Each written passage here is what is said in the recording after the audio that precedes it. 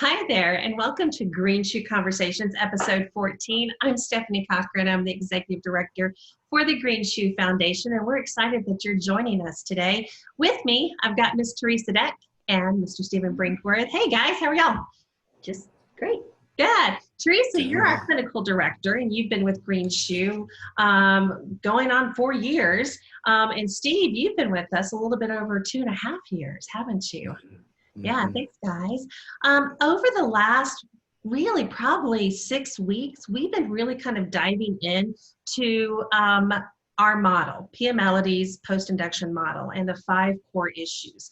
And if you've missed any of those conversations, absolutely go back and listen to those. But today we wanted to kind of go into our fourth, not as in number 4, but the fourth one that we've been talking about, core issue of dependency. And so why don't you guys kind of give us a little bit of overview or start kind of what is that core issue? All right. When children are born into this world, they can't survive on their own, can they? They need their parents or caregivers to take care of them. And so we all come as humans with 11 basic needs. And those range from food, clothing, shelter, physical nurturing, emotional nurturing, educational information, sexual information, financial, medical, dental attention. Those are our basic needs, and how those are met in childhood teach us how to meet our needs as an adult. And we need to learn from our caregivers how to meet those needs, how to learn how to meet those needs. And then there's also our wants, and those are very different than our needs. Our needs are basic for survival, but our wants are things that bring us joy. And so those are basically learning how to become interdependent is what the job of the parent is to teach the child. So all of those combined that we learn as kiddos, and as we grow up, that's how we interact as adults. Steve, your thoughts? So one of the things that Teresa and I were actually just talking about is, depending on the messages we get as we're growing up, I may have everything I want given to me. And so as I grow up, I may begin to get the message that that's a priority. And so I may, as an adult, focus primarily on my wants and neglect some of those needs. And so that's a piece that we learned that in childhood, and now it plays out in my adult life and in my adult relationships. And so it's something that can get out of balance, just like we've talked about with each of those core issues, where there can be extremes with this as well. Sure, and I would imagine, Teresa, you talked about that there's 11 needs, and those are our needs for our survival, which is different than what a lot of people know, just the basic survival needs.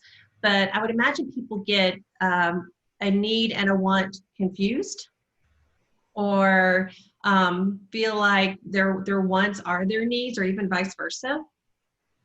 Absolutely, we can get our needs and wants confused, because if we were given everything we needed, we wanted, like Steve said, our parents had the financial ability to do that, but they couldn't give us their presence, their time, their emotional nurturing. We lack that. And so then that individual, that child, is going to go looking for what they need, and they need to feel loved. They need to feel nurtured. They need to know how to take care of themselves. But if you're just given everything you wanted, then you don't know how to get your needs met as an adult, how to ask for things, how to ask for help.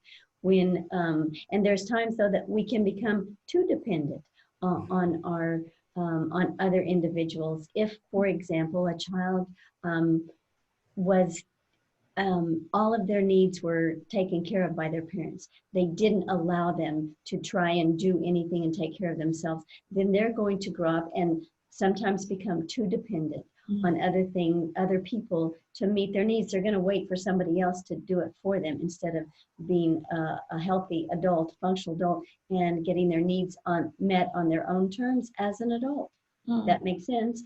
It does. And so they, as an adult, they would, you could see that even in their significant other relationships or even relationship with their children, where maybe they are getting their own needs met through their children. Would that kind of be in that too dependent extreme? You could become dependent on your children for meeting your need of feeling loved. Many times that's why individuals who didn't feel loved, that's why they have children, is because they're going to love me. And that's not the role of the child. That's the role of the parent, to provide that emotional nurturing to the child. And so the role reverses, and the child feels then responsible. And that's where we create our codependencies. The child feels responsible for the adult.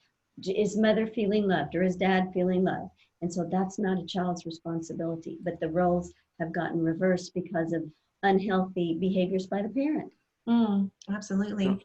Teresa, as I'm listening to you talk about that, one of the things that I'm thinking about is that as I learn that dynamic, if I'm responsible for the adult, then in my adult life, I may be putting everybody else's needs and wants ahead of my own as well. So I may be keeping those on the back burner and neglecting my own needs and wants, because that's what I saw. That's what I learned. Absolutely. And also when parents attack a child for having needs or wants and criticize them or critical of them, then the child can become very anti-dependent in adulthood and not know, not be able to ask for help or what they need, because they've been criticized or shamed for asking for it when they were a child. And so the parent needs to be able to meet the basic needs of the child. Teach them, though, as they grow, how to be able to meet those needs as they get older. So when they're an adult, they're not dependent, but they're not also anti-dependent. They're not afraid to ask for help, because we all need help. There are some parts of our relationships, our needs, that we can't give ourselves. We can't meet that emotional and physical nurturing. We have to ask for that from other people. So if we were afraid to ask for something in our childhood because we would be shamed or even punished for it, then as an adult, we sometimes put up that wall and that defense mechanism, and we aren't able to ask for physical nurturing like we need to ask. I noticed you use the term interdependence with ourselves versus saying I'm independent, because there's a difference. I need to be able to take care of my needs, and sometimes that means I have to ask for help.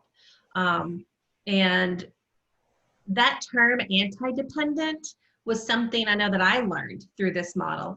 And I know it's kind of a surprise to you guys when I say this, that's where I fall. And I really recognize myself in that. I can do it all myself. I didn't need to ask for help.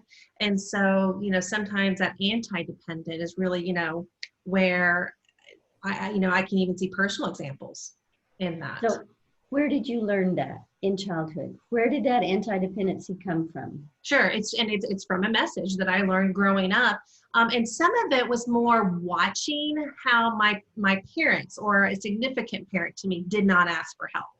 And so it wasn't anything that was necessarily directly said, or I got in trouble when I, asked for help, but watching how others didn't ask for help. So I thought that's the way you did that. That's how you became successful. That's how you were a leader, was by doing it yourself and not asking for help from anybody else.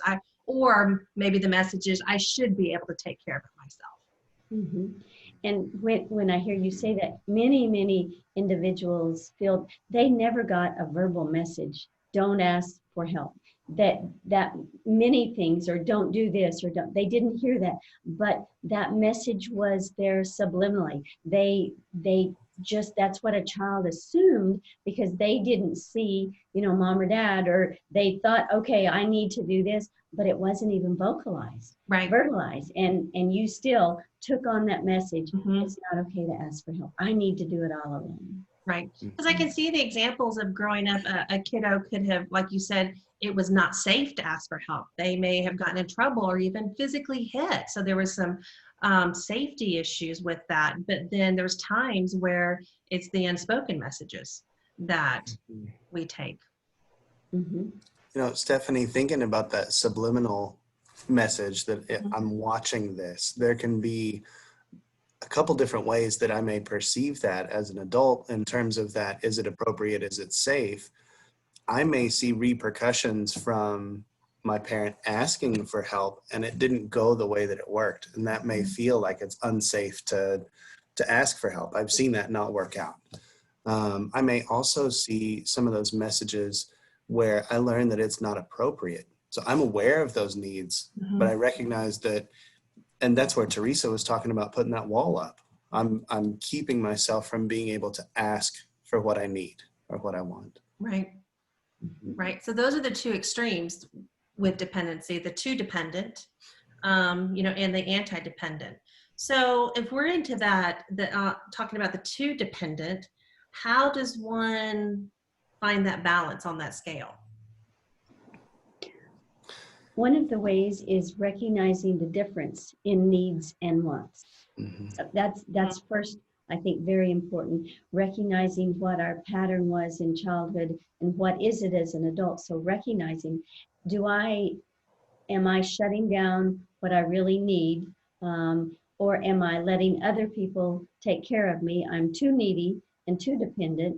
Or am I needless, wantless? That's another one of those. There's really 4 areas instead of the 2 extremes. There's 2 others, and that's one of the others is being needless, wantless. And that's if we were ignored or we were neglected. If our parents weren't able, we learned just to, if we were hungry and it was dinner time and mother wasn't, or dad wasn't getting dinner, we just, well, maybe I'm not hungry. So we learned to shut down those needs and our wants, or if we were neglected and ignored when we said, I want a new pair of shoes, or I want a new baseball cap, and we were ignored. So we learn as an adult that, well, I don't matter, and I'm just going to shut down what I need and want. So we call that being needless, wantless is another aspect. And then those that confuse, we talked about this right at first, that confuse their needs and wants.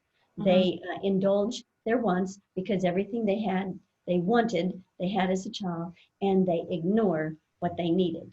I need to be loved, and I need time and attention with my parents. And that's what a healthy relationship looks like, is spending time. It's not just, what can I buy you? But I give you myself. Right. I don't need that fancy outfit or shoes or car. Yeah, that's different. Wants are important though. And so, Steve, I think you talked about how wants are what brings us joy. And those wants can bring us a sense of joy. Joy gives me a sense of hope, and hope gives me that sense that I have what I need. I have enough. There's a sense of abundance there. And so those wants are absolutely crucial as well. And they're going to be uniquely different to each of us. Some people might find them boring. Some people might be right on the same page with us and want to go along and do the same thing. But our wants are very individual to us. And those can be very large things. They can be very small things. When I heard you talk about very large things or very small things, Pia talks about those in her book. A very small thing that we might want is, she's talking about a woman wanted a terry cloth bathrobe. She had several other bathrobes, but she wanted a terry cloth one. That was a small want. But a big want would be, I want to live in Denver, Colorado. I want to be married. I want to have children. And so if you weren't allowed as a child to experience and identify what those little wants are, it's hard then for you to grow up and be able to choose and be an adult and say, this is what I want. Big things in life that are really important, because they are what give people purpose and feel like they have an abundant life and that they're in charge of their life too. Sure. Some people talk about you've got to have goals. Well, those are those wants, and you're right. There's the little ones, I think, are just as important as the big ones, because the little ones, for me at least, bring me that daily joy.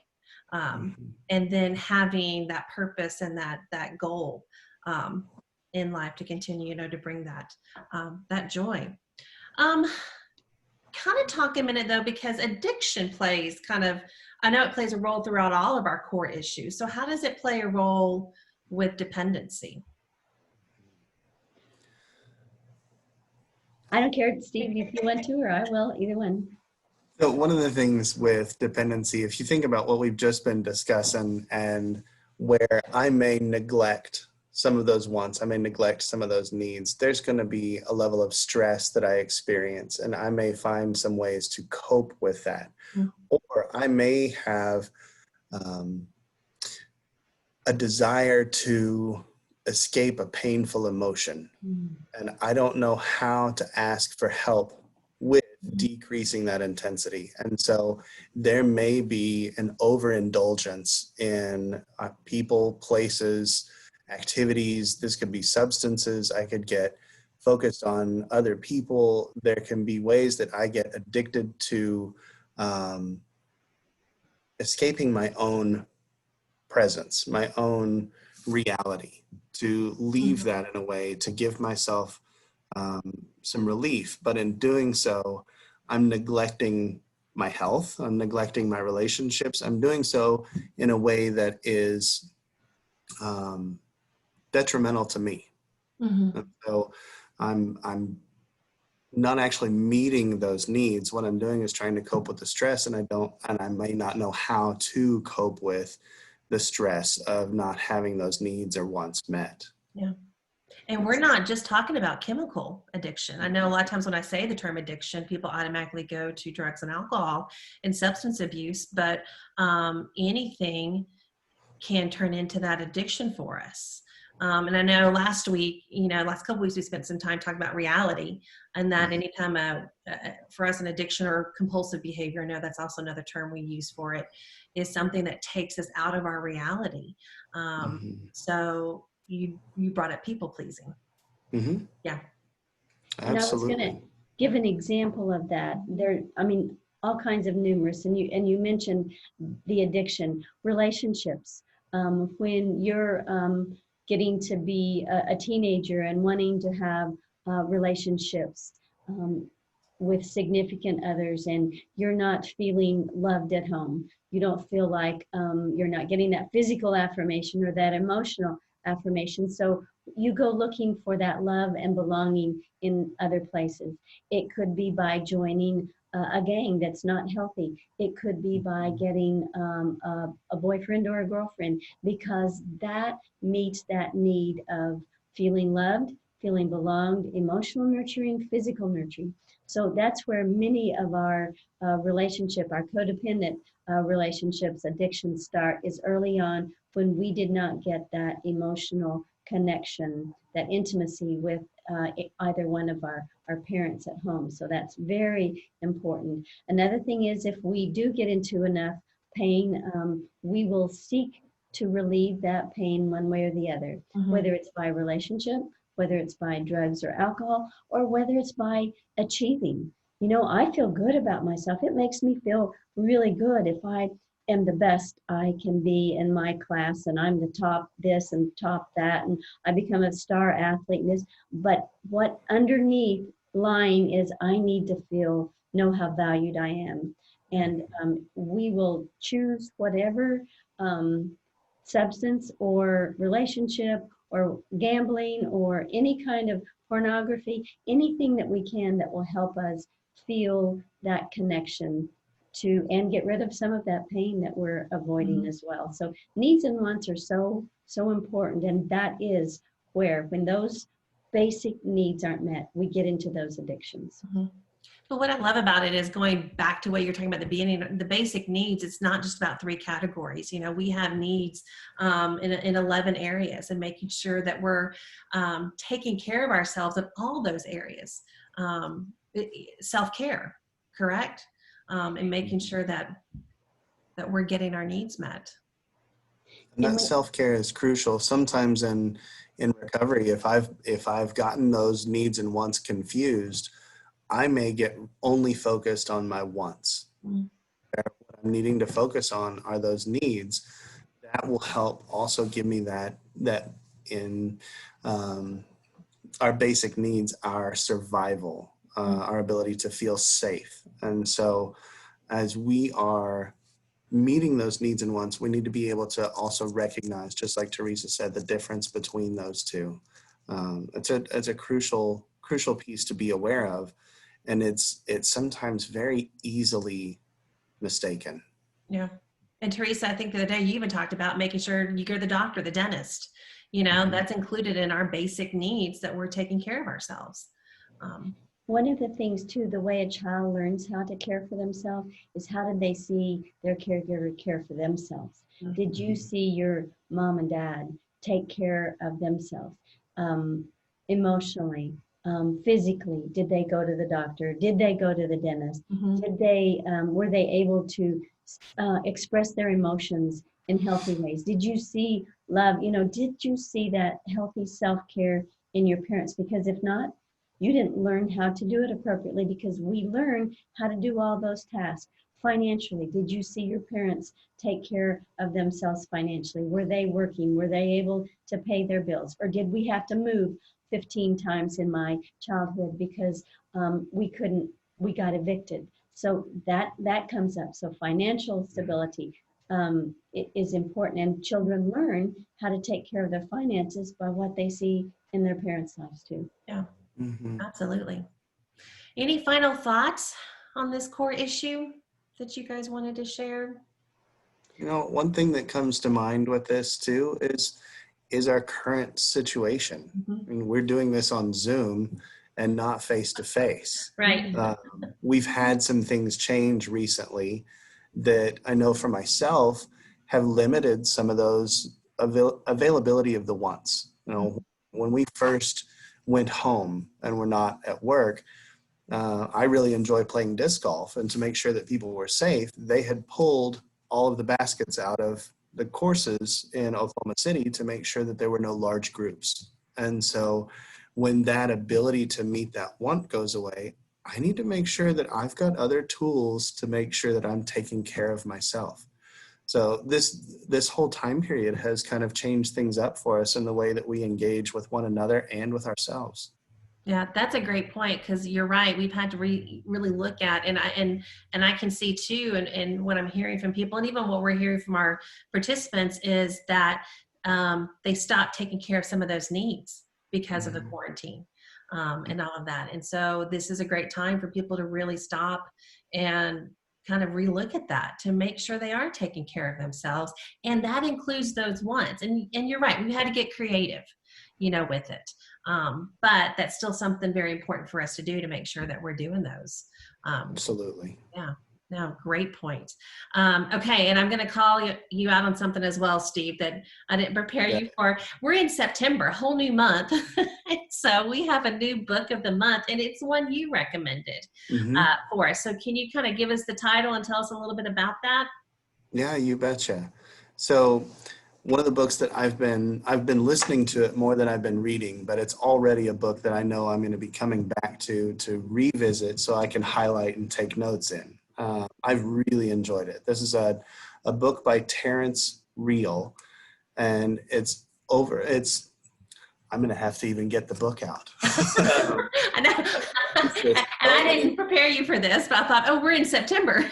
I've referenced this so many times. It's called I Don't Want to Talk About It, Overcoming the Secret Legacy of Male Depression.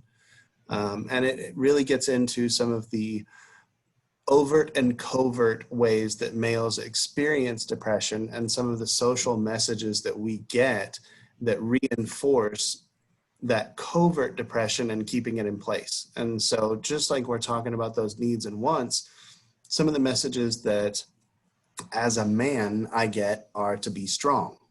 So in terms of just that statement, what does that mean in terms of my emotional needs? And if I'm experiencing pain, is it okay? Is it appropriate for me to be able to express that in a healthy way to other people? Absolutely. But I may have gotten messages that were contradictory to that. And so this really kind of explores some of those messages and the subtle nuances that I experience as a guy, and how we've seen the messages we've received from our parenting, as well as from culture, and how they play out in our relationships today with ourselves and with others. And it echoes a lot of the language that we use in post-induction therapy. It echoes a lot of Pia Melody's language. And it's been a phenomenal book. There are multiple chapters I've come back to repeatedly and will continue to. Great. And I appreciate you recommending that for us this month. And it leads into maybe in a couple months, we'll kind of do maybe a book review kind of talk and have you share some more. So I appreciate that. And guys, thanks for joining me today. It's so fun. I love just getting us to talk more about this and sharing that with everybody else. And if you're joining us, thanks. We appreciate everybody listening in. If there's any topics that you would love to hear us talk about, or if you have more questions, please reach out to us. You can grab us on our website at greenshoe.org. You can also email info@greenshoe.org anytime and let us know. But thanks for joining us, and we will see you guys next week.